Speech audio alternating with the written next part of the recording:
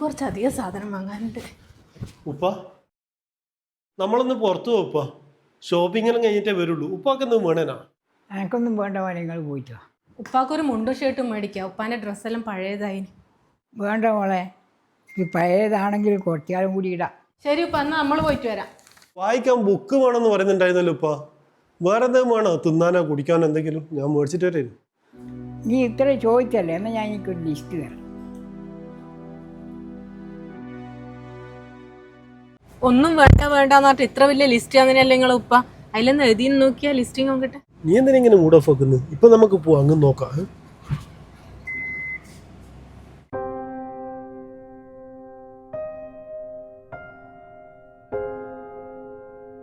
എനിക്ക് കുറച്ചും കൂടി സാധനങ്ങളെല്ലാം വാങ്ങാനുണ്ടേനു.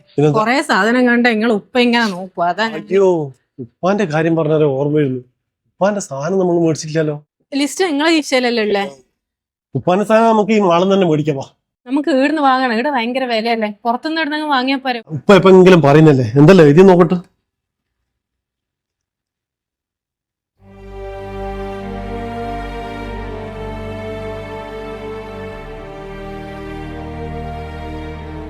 മോനെ, എനിക്കൊരു സാധനവും വേണ്ട. എനിക്ക് വേണ്ടതെല്ലാം നീ വാങ്ങി തന്നിട്ടുണ്ട്. പക്ഷേ എനിക്ക് നിന്റെ കുറച്ച് സമയം വേണമായിരുന്നു. നിന്റെ കല്യാണത്തിന് മുമ്പേ നീ എന്നെ ശ്രദ്ധിക്കാറുണ്ടായിരുന്നു. കല്യാണത്തിന് ശേഷം അത് നിന്നു.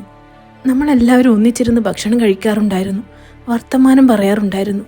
അതെല്ലാം പോയിട്ടിപ്പോൾ കുറേ നാളുകളായി. നിങ്ങൾ എപ്പോഴെങ്കിലും 2-3 ദിവസത്തേക്ക് വരും. വന്നത് മുതൽ നിങ്ങൾ തിരക്കിലായിരിക്കും. എനിക്ക് സുഖമില്ലാതെ ഹോസ്പിറ്റലിൽ അഡ്മിറ്റ് ആയപ്പോൾ കൂട്ടിനായി നീ ഒരു നഴ്സിനെ ഏർപ്പാടാക്കി തന്നു. നീ വന്നില്ല. ചെറുപ്പത്തിൽ നിന്റെ ഹീറോ ആയിരുന്നു ഞാൻ. ഇപ്പം ഞാൻ ആരുമല്ല. എനിക്ക് ഈ മകനെ വേണ്ട, പഴയ മകനെ വേണമായിരുന്നു. കുറച്ച് സമയമെങ്കിലും എനിക്ക് വേണ്ടി. പണ്ട് എനിക്ക് സമയമില്ലെങ്കിലും നിനക്ക് വേണ്ടി ഞാൻ സമയം കണ്ടെത്തിയിരുന്നു. ഇപ്പോൾ എനിക്കിഷ്ടം പോലെ സമയമുണ്ട്. 1 മണിക്കൂറെങ്കിലും എനിക്ക് തരുമോ? അത് മാത്രമേ എനിക്ക് വേണ്ടൂ. വേറൊരു സാധനം എനിക്ക് വേണ്ട മോനെ.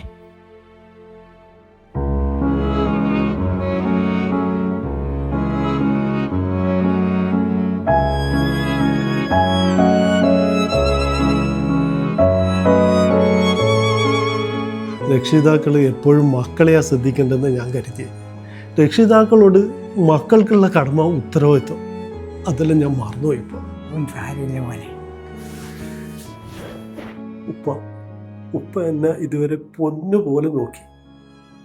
ഉപ്പാനെ നോക്കേണ്ട സമയമായിന്ന് ഉപ്പ എന്താ എന്നെ ഇതുവരെ ഓർപ്പിക്കാൻ? ഇന്ന് തന്നെ ചാക്കൂല.